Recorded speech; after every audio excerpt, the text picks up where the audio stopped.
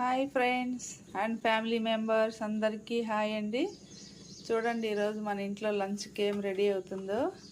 ముల్లంగి తొక్కు తీసి పెట్టాను, ముల్లంగితో చట్నీ అండి.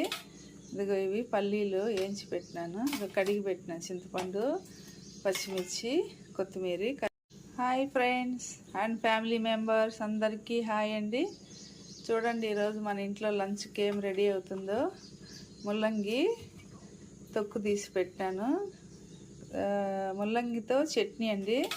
ఇదిగో ఇవి పల్లీలు వేయించి పెట్టినాను, కడిగి పెట్టినాను, చింతపండు, పచ్చిమిర్చి, కొత్తిమీర, కరివేపాకు తాలింపు పెట్టడానికి.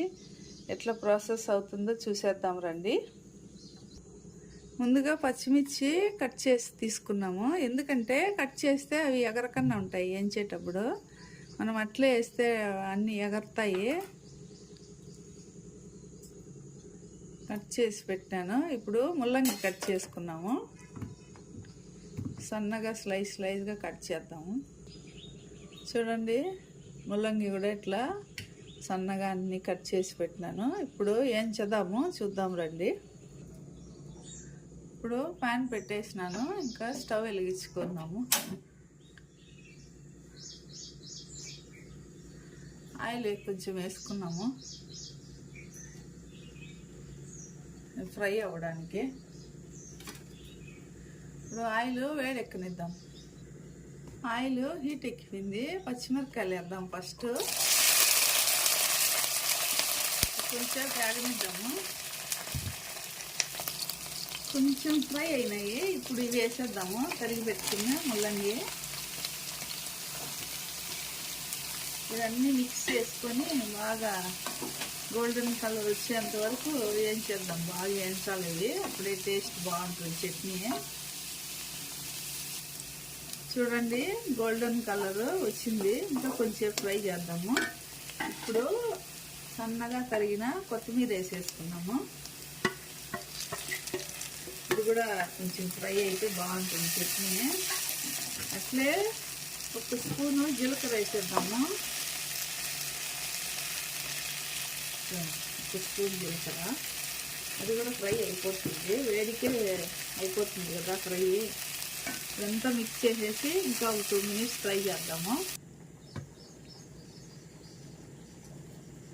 చూడండి ఇప్పుడు మిక్సీలో గింజలు ఉప్పు వేసినాను, ఇది కొంచెం బరగ్గా పొడి కొట్టుకొని వచ్చి తర్వాత ఇవి వేద్దాము.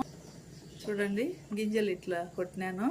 ఇప్పుడు ఇవంతా వేసేద్దాము. సల్లారు పెట్టుకున్నాం కదా, ఇవంతా చింతపండు కూడా వేసేసినాను దీంట్లోనే. ఇప్పుడు అన్నీ మిక్సీ పట్టేద్దాము. బాగా ఫ్రై అయిపోయినాయి, చట్నీ భలే ఉంటుంది కమ్మగా. కావాలంటే నీళ్ళు యాడ్ చేసుకోవచ్చు. ఇదంతా కలిపేసి మిక్సీ చేద్దాం మనము.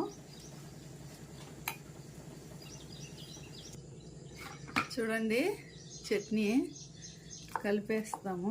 కొద్దిగా వాటర్ వేసినానండి నేను, ఇదేం నిల్వ ఉండేది కాదు, ఈరోజు తినేయడమే. నిల్వ పచ్చడికి అయితే శనగ్గింజలు వేయరు, అది కూడా రెసిపీ కూడా ఒకరోజు చేస్తాను మీకోసము. ఇప్పుడు దీన్ని తాలింపు పెట్టుకున్నాము. రుచికి తగ్గట్ట టేస్ట్ అన్నీ చూసుకొని తాలింపు పెట్టేద్దాము.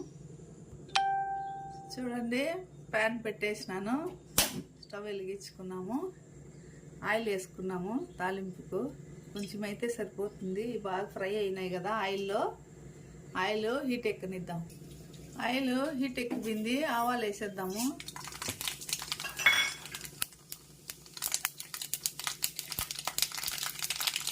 అట్లే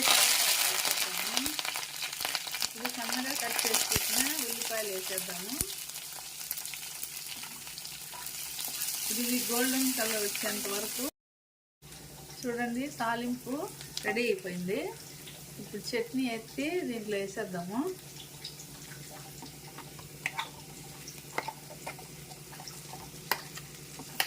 వేసేసి బాగా కలిపేద్దాము.